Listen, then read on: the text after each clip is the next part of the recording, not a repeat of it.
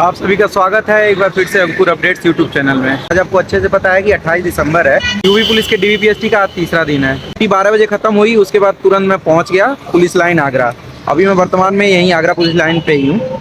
किस तरीके से आज कैंडिडेट का डीवीपीएसटी हो रहा है और किस कैटेगरी का हो रहा है, आज किस कैंडिडेट को बाहर किया जा रहा है, किन किन कार्डों की वजह से कैंडिडेट को बाहर किया जा रहा है, ये सारी चीज़ें आपको इस वीडियो में देखने के लिए मिलेंगी। इसके साथ साथ आप खुद कैंडिडेट से भी जानेंगे कि उनका डीवीपीएसटी किस तरीके से हुआ, किस चीज़ में ज़्यादा अच्छे से वो मौका दे रहे हैं, किस चीज़ में दिक्कत हो रही है, या फिर किनको डरने की ज़रूरत है और किन्हें डरने की ज़रूरत नहीं है। तो आप इस वीडियो को पूरा देखिएगा। तो रोज की तुलना में आज ज़्यादा कैंडिडेट को बुलाया गया है। हो सकता है जल्दी जल्दी लड़कियों का जो डॉक्यूमेंट वेरिफिकेशन है वो कंप्लीट कराने की कोशिश हो रही है। स्टार्टिंग में ईडब्ल्यूएस का हुआ और जनरल का हुआ, उसके बाद आज ओबीसी कैंडिडेट का डीवीपीएसटी हो रहा है। इसके बाद हो सकता है अगर ओबीसी में ज़्यादा कैंडिडेट होंगे तो एक आध दो दिन बाद फिर एससी और एसटी का होगा। इन सारे लोगों का होने के बाद तब लड़कों का डीवीपीएसटी स्टार्ट हो जाएगा। आप लिस्ट देख सकते हो कि कितने लोगों को आज बुलाया गया है। काउंट करने का काम आपका है। लगभग 9:30 बजे से डीवीपीएसटी स्टार्ट हो गया है। जिनका भी डीवी हो जा रहा है उनको कह दिया जा रहा है कि भैया ये आप देख लो, मतलब एक प्रिंट आउट निकाल के उन्हें दिखा दिया जा रहा है कि आप फिट हैं कि नहीं फिट हैं। तो आप अपने सेंटर पे जाके डीवीपीएसटी कराने के बाद जरूर पूछ लीजिएगा कि आप फिट हैं कि नहीं फिट हैं। नहीं तो उसके बाद मुझे परेशान होना पड़ेगा कि सर हम तो पूछे ही नहीं, पता नहीं कैसे पता चलेगा, पीडीएफ भेज दीजिए। क्योंकि पीडीएफ नहीं इस बार दिखाया जा रहा है, मतलब ना ही वहाँ पे बोर्ड पे कोई भी लिस्ट चस्पा की जा रही है। तो ये सारी चीज़ें आप देख लीजिएगा। इस चीज़ से एक और बात निकल के आ रही है कि बहुत लड़कियां ऐसी हैं जो डीवीपीएसटी करा के आई और गलती से अपना जो एप्लीकेशन फॉर्म है वो वहां जमा करने के बजाय भूल गई।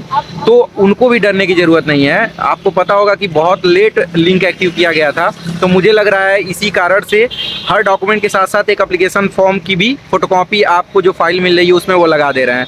तो जिससे आपको डरने की ज़रूरत नहीं है। अगर ले लिए तो अच्छी बात है। जैसे इस सेंटर पर तो ले रहे हैं, बहुत सारे सेंटरों पे नहीं ले रहे हैं क्योंकि उनके पास ऑलरेडी है। तो कभी भी कोई भी पुलिस वैकेंसी के एप्लीकेशन फॉर्म की वजह से बाहर नहीं होगा।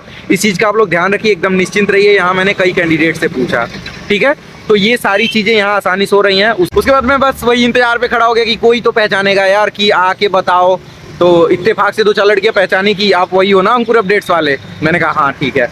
तो पहले तो मैं पूछ लिया कि क्या क्या चीज़ें कैसे कैसे हो रही हैं। वो सारी चीज़ें तो बहुत कॉन्फिडेंस के साथ बता ली और दिख रहा था चेहरे पे खुशी डीवीपीएसटी होने का। आने के पहले और आने के बाद का क्या कंडीशन था, दोनों में बहुत अंतर था। उसके बाद मैंने ये कहा कि ये सारी चीज़ें वीडियो में भी बता दो, जिससे जो घर बैठी लड़कियां हैं उनको दिक्कत ना हो। भाई उसके बाद तो दिक्कत शुरू हो गई कि भैया हमारे पास की नहीं है। मतलब काफ़ी कुछ कहने के बाद तैयार हो गई। थोड़ा सा वो होता है ना झुंझलाहट, कैमरे का फोबिया। तो अगले पार्ट में आप सीधे देखिए कि किस तरीके से हुआ स्टार्टिंग से लास्ट तक, मतलब बाहर आने तक। डीवीपीएसटी की पूरी प्रक्रिया आप स्टेप बाय स्टेप देख सकते हो। तो देखो आगे। किसी को भी डरने की कोई जरूरत नहीं है, क्योंकि आप यहाँ जब आओगी तो आपका एडमिट कार्ड और ओनली आधार कार्ड चेक किया जाएगा। जब आप अंदर जाओगी यहाँ से तो फिर वो आपका दोबारा से एडमिट कार्ड और आधार कार्ड चेक करेंगे, उसमें आपके डेट ऑफ बर्थ और आपका नाम पूछेंगे। फिर आपको रजिस्ट्रेशन के हिसाब से बिठा दिया जाएगा। उसके बाद क्या होगा कि जब आप अंदर जाओगे तो 5-5 बच्चों को बुला लिया जाएगा। उसके बाद आपको एक फाइल दी जाएगी, उसमें आपका पहले तो एडमिट कार्ड स्कैन किया जाएगा। स्कैन करने के बाद आपका आधार कार्ड चेक करेंगे और आपके सारे डॉक्यूमेंट चेक करेंगे। डॉक्यूमेंट चेक करने के बाद आपको फाइल दे दी जाएगी। फाइल देने के बाद आपको दूसरी डेस्क पर बिठा दिया जाएगा। वहाँ आपके सिग्नेचर वगैरह करवाए जाएंगे और आपसे नाम वगैरह सब कुछ पूछा जाएगा। उसके बाद सिग्नेचर करवा लिए जाएंगे। फिर आपको और आगे की प्रोसेस के लिए वहाँ आपको हाइट, वेट वगैरह जो चेक होना है वो चेक हो जाएगा। फिर आपको थर्ड प्रोसेस के लिए भेजा जाएगा। थर्ड प्रोसेस में आपका क्या होगा कि आपके सारे ओरिजिनल डॉक्यूमेंट जमा कर लिए जाएंगे, क्योंकि वो सारे चेक कर लिए जाएंगे। और आधार कार्ड का नंबर, जो मार्कशीट का नंबर, वो सारे चेक कर लिए जाएंगे। उसके बाद क्या होगा, आपका हाइट, वेट आपको सब कुछ बता दिया जाएगा और आपको फिट अनफिट वही बता दिया जाएगा। आपको वेट करने की कोई भी जरूरत नहीं है। और जो टेंशन होती है ना, जब जहाँ आते हैं टेंशन होती है कि पता नहीं क्या होगा, कैसे होगा, तो उसके आपको डरने की कोई भी जरूरत नहीं है। यहाँ का स्टाफ इतना कोऑपरेट कर रहा है कि अगर बच्चे की हाइट थोड़ी बहुत भी कम बैठ रही है, जैसे 0.5 सेंटीमीटर, 0.2 सेंटीमीटर, तो वो आपको चार्ज दे रहे हैं। 2, 3, 4 बार आप चेक करवा सकती हो। जब तक आपके डाउट क्लियर ना हो जाए आप चेक करवा सकती हो। और डरने की तो भाई यहाँ आगरा पुलिस लाइन में तो कोई जरूरत भी नहीं है। स्टाफ भी काफी कोऑपरेट बहुत कर अच्छा रहा है स्टाफ यहाँ है का। और भाई बहुत बढ़िया, सब कुछ बहुत बढ़िया है। ये जो बातें आप लोग सुन रहे हो ना, ये डीवीपीएसटी होने के बाद है, और ऐसा ही कॉन्फिडेंस आप लोगों के साथ भी आने वाला है जब आपका डीवीपीएसटी हो जाएगा। अब मैं वो सारी चीज़ें पूछता हूँ जो आप लोगों के दिमाग में चल रही हैं। मुझे ये बताओ, बाहर किस किस चीज़ में हो रहे हैं लोग? बाहर हाइट वेट में तो कोई बाहर नहीं है, हाइट में में हुआ है। 0.5 सेंटीमीटर कम है तो मेजर करवाएंगे 2-3 बार। अगर आपकी हाइट फिट नहीं बैठी तो आपको बाहर कर दिया जाएगा।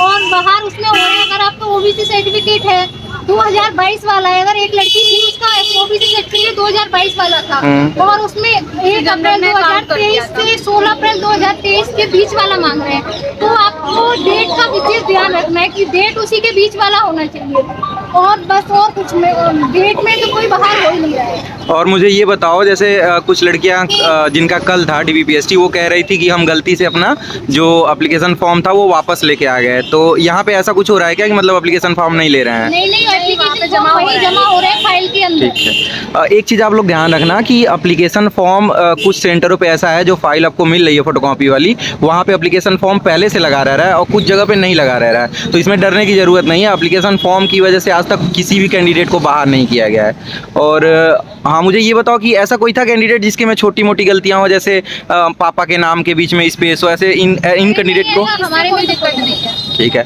तो कुल मिला के आप लोग समझ लिए ना, यही कॉन्फिडेंस लेके आपको जाना है। मतलब अगर आप यही कॉन्फिडेंस लेके जाते हो तो बाहर आने पे हंसते हुए बाहर आओगे। तो मुझे लगता है कि आप लोग का जो भी कन्फ्यूजन था दूर हो गया। मैं तुम लोग अपना नाम बताओ, किस कैटेगरी से हो?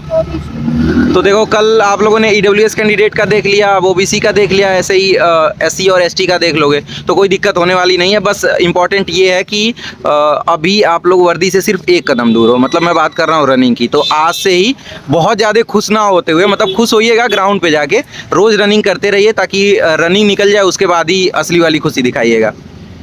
थैंक यू बताने के लिए।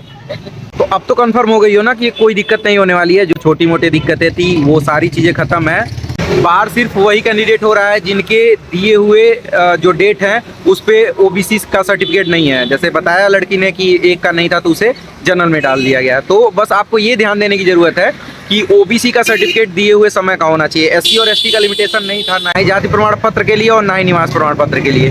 तो सारे डॉक्यूमेंट अच्छे से लेके जाओगे तो कोई दिक्कत नहीं हो रही है। लड़कियां जो लंबाई में ज़्यादा बाहर है उन्हीं को दिक्कत हो रही है, और जहां मैनुअल नापा जा रहा है वहां थोड़ा बहुत कम हो जा रहा है। एक तो ये कि मशीनें ख़राब हैं, मतलब उतने अच्छे कंडीशन में नहीं है। दूसरा ये कि लड़कियां सही से खड़ी नहीं हो पा रही हैं। इन दोनों लड़कियों के बाद भी कई लड़कियां मिली, मतलब फिर लगा नहीं कि वीडियो बनाने की ज़रूरत है। जो बताई कि मेरा लंबाई जो एसएससी जीडी की भर्ती थी उसमें थोड़ा ज़्यादा था और यहाँ पे उसके तुलना में 0.4 mm कम नापा गया। तो थोड़ा सा मशीन में एरर होता है, आपको पता है कि मैनुअल और डिजिटल में कितना डिफरेंस होता है। तो सही लगा देख के, मतलब कि सारी चीज़ें अच्छे से हो रही हैं, तो आपको डरने की ज़रूरत नहीं। आराम से डीवीपीएसटी कराइए जाके।